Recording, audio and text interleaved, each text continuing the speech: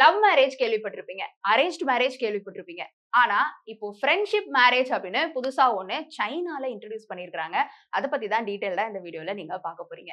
90s கிட்ஸ்க்குலாம் வந்துட்டு love, marriage இத தாண்டி அதிகமா என்ன இருந்திருக்கும்? அட்ராக்ஷன், இன்ஃபாக்சுவேஷன், இன்ஃபாக்ட் ஒரு ஃப்ரெண்ட்ஸ் வித் பெனிஃபிட்ஸ் அது கூட இருந்திருக்கும். ஆனா இப்ப இருக்கக்கூடிய ஜென்சி டெர்ம்ஸ்ல சிச்சுவேஷன்ஷிப்ன்றாங்க, பெஞ்சிங்ன்றாங்க. இதுக்கப்புறம் சில வார்த்தைகள் எனக்கே தெரியல. ஆனா இப்போ சைனால இருக்கக்கூடிய இளைஞர்கள் கண்டுபிடிச்சிருக்கிறது தான் ஃப்ரெண்ட்ஷிப் மேரேஜ்.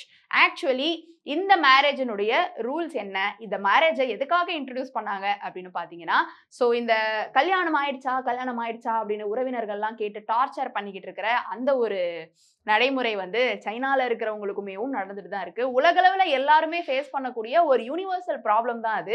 ஏன் கல்யாணம் பண்ணிக்காம இருக்கீங்க? எப்ப கல்யாணம் பண்ணிக்க போறீங்க? அப்படின்றத வந்துட்டு ஒரு சிங்கிளா இருக்கக்கூடிய பையனையோ, பொண்ணையோ கேட்காம யாருமே இருந்தது கிடையாது. அது நெறைய பேருக்கு ரொம்ப டார்ச்சர் ஆயிடுச்சு.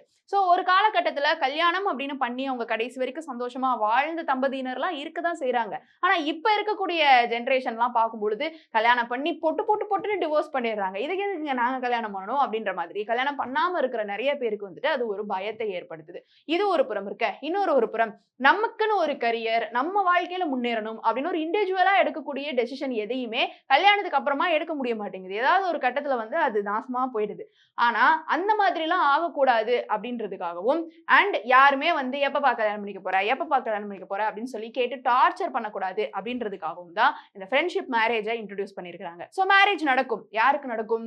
2 ஃப்ரெண்ட்ஸ்க்கு நடுவுல நடக்கும். அதாவது ரொம்ப வருஷமா அவங்க வந்து ஒரு ஆணும், பெண்ணும் ஃப்ரெண்ட்ஸா இருந்திருப்பாங்க. அவங்க 2 பேருமே பரஸ்பரமா பேசி நம்ம 2 பேரும் கல்யாணம் பண்ணிக்கலாம் அப்படின்னு சொல்லிட்டு பண்ணுவாங்க. எப்படிப்பா ஃப்ரெண்ட்ஷிப்குள்ள கல்யாணம் அப்படின்னு கேட்டீங்கன்னா, இருங்க. வேற எதுவுமே நடக்காது. கல்யாணம் மட்டும் தான் நடக்கும். அதாவது அவங்களுக்குள்ள உடல் உறவோ எதுவுமே நடக்காது.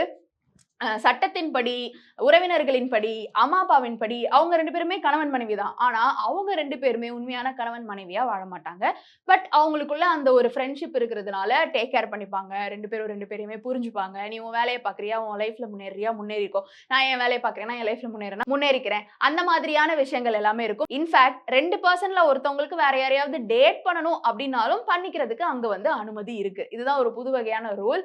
சோ இந்த ரூலின் அடிப்படையில அவங்க நெறைய விஷயங்கள்ல இருந்து தப்பிக்கிறாங்க. எப்ப கல்யாணம் பண்ணிக்க போறேன்னு கேட்டு டார்ச்சர் பண்ற உறவினர்கள் கிட்ட இருந்து தப்பிக்கிறாங்க.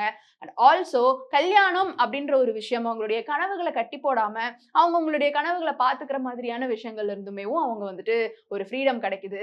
நம்பர் 3 அவங்களுக்கு யார டேட் பண்ணிக்கணுமோ, எந்த நேரத்துல டேட் பண்ணிக்கணுமோ, எந்த ஒரு பிரஷரும் இல்லாம டேட்டுமேவும் பண்ணிக்கலாம். இந்த ஒரு ஃப்ரெண்ட்ஷிப் மேரேஜ் அப்படின்றது ஃபர்ஸ்ட் ஜப்பான்ல தான் இன்ட்ரோடியூஸ் ஆயிருக்கு. அதுக்கப்புறமா இப்ப சைனால ரொம்ப பரவலா பரவப்பட்டுட்டு வந்துட்டு இருக்கிறதாக கருத்துக்கள் வெளியாயிட்டு இருக்குது. சோ இப்படி இந்த கல்யாணத்தினால நடக்கக்கூடிய பிரச்சனை, டிவோர்ஸ், மன உளைச்சல் அண்ட் லைஃப தொலைக்கிறது அண்ட் இந்த மாதிரியான பல பிரச்சனைகளுக்கு சைனா மற்றும் ஜப்பான்ல இருக்கக்கூடிய யங்ஸ்டர்ஸ் வந்துட்டு ஒரு முற்றுப்புள்ளி வச்சிருக்கிறாங்க. இந்த ஒரு புது வகையான மேரேஜ் வந்துட்டு அங்க ஃபாலோ பண்ணப்பட்டுட்டு வந்துட்டு இருக்குது. பட் இதுலயுமேவும் ப்ரோஸ் அண்ட் கான்ஸ் எல்லாமே இருக்கும் தான். அத அந்த பெர்சன்ஸ் தான் வந்துட்டு ஃபேஸ் பண்ணிக்கணும். ஆனா மேக்ஸிமம் அந்த கல்யாணத்துல நடக்கக்கூடிய பிரச்சனைகள்லாம் வந்து இங்க நடக்காது. அதாவது பொதுவா கல்யாணம் பண்ணி குழந்தை பெத்து அப்படின்லாம் போறாங்க இல்லையா? அதெல்லாம் இதுல நடக்காது அப்படின்னு. சரி ஓகே இவங்க 2 பேருமே கல்யாணம் பண்ணிக்கிட்டாங்க. குழந்தை பெத்துக்கணும் அப்படின்னு முடிவு பண்ணாங்கன்னா என்ன பண்றது? அப்படின்னு கேட்டீங்கன்னா, அதுமேவும் பண்ணிக்கலாம்.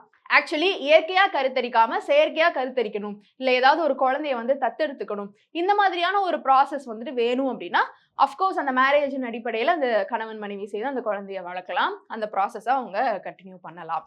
இதுவுமேவும் அங்க அக்செப்டபிள் அப்படின்னு சொல்லியிருக்கிறாங்க. இந்த ஒரு ஃப்ரெண்ட்ஷிப் மேரேஜ பத்தி நீங்க என்ன நினைக்கிறீங்க? உங்களுடைய கருத்துக்கள கீழ வந்து கமெண்ட் பாக்ஸ்ல ரியா என் கூட ஷேர் பண்ணலாம்.